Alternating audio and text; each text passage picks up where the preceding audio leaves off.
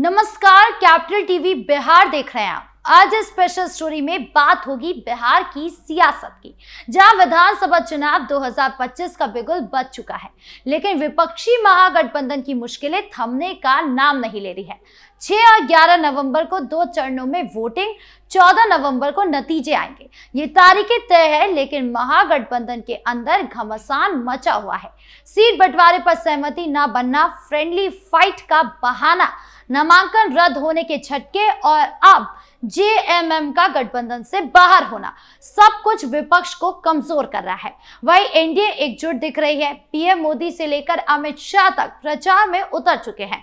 क्या ये चुनाव बिहार की सियासत में नया दौर लाएगा या पुराने समीकरण ही कायम रहेंगे? आज भी इस स्पेशल स्टोरी में हम बताएंगे पूरी हकीकत, जमीनी हलचल से लेकर नेताओं के बयानों तक।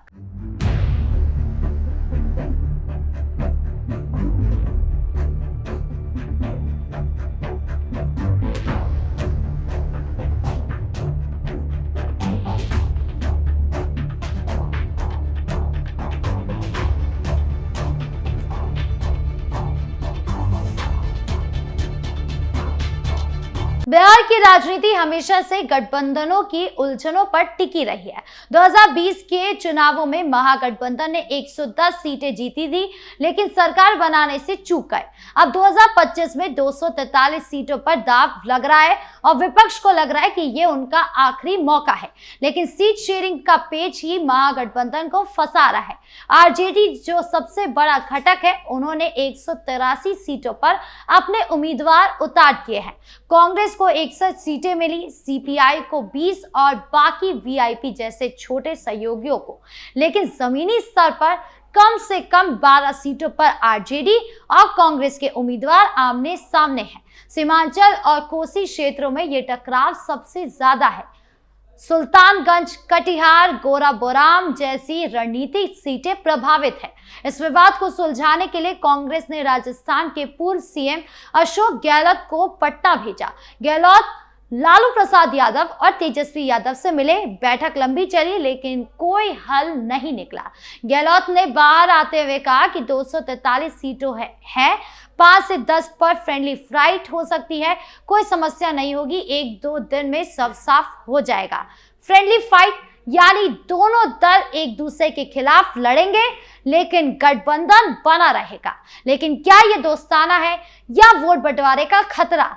तेजस्वी ने प्रेस कॉन्फ्रेंस में कहा कि कल सब साफ हो जाएगा, लेकिन आज तक कुछ नहीं बदला। सुनिए क्या कुछ बोल रहे हैं तेजस्वी यादव। ये एक ऐतिहासिक पल है, जो एक ऐतिहासिक घोषणा हम करने जा रहे हैं। ये हमारा प्रण है और जो कह रहे हैं वो ज़रूर ये होगा और कर करके हम लोग दिखाने का काम करेंगे।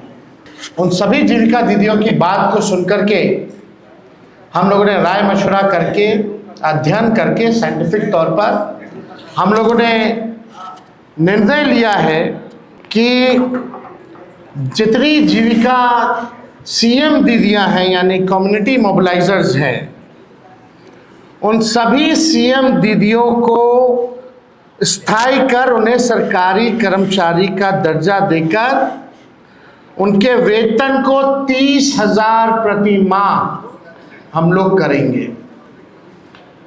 ये कोई मामूली घोषणा नहीं है। ये कई वर्षों से हमारी जीविका दीदियों की मांग रही है कि जीविका दीदियों को स्थायी किया जाए। आज हम कह रहे हैं कि जितनी जीविका दीदी, जितनी सीएम दीदियां हैं, उनको स्थायी किया जाएगा और 30,000 रुपये प्रति माह हमारी सरकार बनने पर उन जीविका सीएम दीदियों को दिया जाएगा। जीविका समूह की दीदियों द्वारा लिए गए लोन के सूद को माफ करा जाएगा। जीविका समूह की दीदियों को 2 वर्ष तक ब्याज मुक्त ऋण दिया जाएगा। जीविका समूह की दीदियों को अन्य सरकारी कार्यों के निष्पादन के लिए प्रति माह 2,000 भत्ता जो है वो भी दिया जाएगा। जितना कैडर है, जीविका दीदियों का कैडर है, 5 लाख रुपए तक का बीमा सरकार जो है कराने का काम करेगी। 5 लाख तक का उनका बीमा सरकार जो है कराएगी। इस बीच जेएमएम का फैसला महागठबंधन के लिए बड़ा झटका साबित हुआ। झारखंड मुक्ति मोर्चा ने घोषणा कर दी कि वो बिहार चुनावों में अकेले लड़ेंगे। जेएमएम के महासचिव सुप्रीमो भट्टाचार्य ने कहा कि आरजेडी और कांग्रेस की साजिश से सीटें छीनी गई, इसलिए हम अलग हो रहे हैं। ये फैसला विपक्ष की एकता पर सवाल खड़े कर रहा है। प्रशांत किशोर की जन स्वराज पार्टी ने तो इसे और हवा दे दी। किशोर ने कहा कि इंडिया गठबंधन तीसरे नंबर पर आएगा। असली लड़ाई एनडीए और जन स्वराज के बीच की है। किशोर ने महागठबंधन को कंफ्यूज बताया और कहा कि 3 उनके उम्मीदवारों ने भाजपा पे दबाव बनाकर वापस ले लिया है। मुंगेर के तारापुर सीट पर भी महागठबंधन को झटका लगा, जहां नामांकन में गड़बड़ी के चलते उम्मीदवार फंस गया। तेज प्रताप यादव ने तो अपनी अलग पार्टी बना ली और कहा कि वो स्वतंत्र लड़ेंगे, गठबंधन में नहीं। इससे आरजेडी में ही हलचल मच गई। मुकेश सहनी की वीआईपी ने गौराबोराम से उनके भाई संतोष सहनी को टिकट दिया, जो आरजेडी के दावे वाली सीट है। सहनी ने कहा कि महागठबंधन को इलाज की जरूरत है और दिल्ली में सबसे अच्छे डॉक्टर हैं। ये तंज विपक्ष की कला को उजागर करता है। नामांकन रद्द होने के मामले ने महागठबंधन की मुश्किलें और बढ़ा दी है। पूर्वी चंपारण की सुंगौली सीट से वीआईपी के शशि भूषण सिंह का नामांकन दस्तावेजों की खामियों के कारण रद्द हो गया। कैमूर की मोहनिया से आरजेडी की श्वेता सुमन का नामांकन जाति प्रमाण पत्र पर आपत्ति के चलते खारिज हो गया। भाजपा ने शिकायत की कि श्वेता यूपी की मूल निवासी है, जबकि सीट एसएससी आरक्षित है। श्वेता ने इसे साजिश बताया, लेकिन नुकसान हुआ। कुल 2 सीटें बिना लड़े गंवा दी। सुनिए क्या कुछ कह रही है राजद प्रत्याशी। ये अन्याय हुआ है। गीता पासी के सेम केस है, वो यूपी की है, उनका भी सर्टिफिकेट, उनका भी जाति प्रमाण पत्र लगा हुआ था, लेकिन उनका हो गया, लेकिन मेरा नहीं हुआ। क्यों? क्योंकि भाजपा को और उनके उम्मीदवार को मुझसे डर है, मेरे पार्टी से डर है और राष्ट्रीय जनता दल की सरकार आने से डर है, इसलिए वो अन्याय कर रहा है। अभी सोच लीजिए कि जब व्यक्ति को चुनाव लड़ने नहीं दिया जा रहा है, लोकतंत्र में उसको ये अधिकार नहीं है, तो आप सोचिए कि जब उनकी सरकार आएगी पूरी तरीके से, तो वो क्या करने वाले, बिहार का नाश करने वाले हैं। क्या कंप्लेंट लगाया गया था? अब आरोप लगाया गया था कि मेरा जाति प्रमाण पत्र, मैं यूपी की हूँ, मेरा जाति प्रमाण पत्र यूपी का नहीं होकर के मैं यहाँ की मूल निवासी नहीं हूँ, जबकि मैं 20 सालों से मैं यहाँ पे रह रही हूँ। राजद प्रत्याशी पूरी तरीके से रोते हुए दिख रही है और सीधे सीधे बीजेपी पर निशाना साध रही है और चुनाव आयोग की सख्ती ने सबको सतर्क कर दिया है। आयोग ने 822 फ्लाइंग स्क्वाड तैनात किए। सी विजिल ऐप पर 650 शिकायतें आई और 71 करोड़ की नकदी शराब जब्त हुए। सभी विज्ञापनों के लिए पूर्व अनुमति जरूरी है। ये सख्ती नामांकनों की जांच से दिखी, जहां विपक्ष के कई उम्मीदवार फंस गए। वहीं एनडीए की तस्वीर बिल्कुल अलग है। भाजपा जेडीयू ने सीट बंटवारा समय पर पूरा कर लिया। चिराग पासवान ने कहा कि एनडीए एकजुट है, महागठबंधन कंफ्यूज्ड है। 14 नवंबर को ऐतिहासिक जीत होगी। नीतीश कुमार ने समस्तीपुर से प्रचार शुरू किया। अमित शाह और पीएम मोदी रैलियों में उतरेंगे।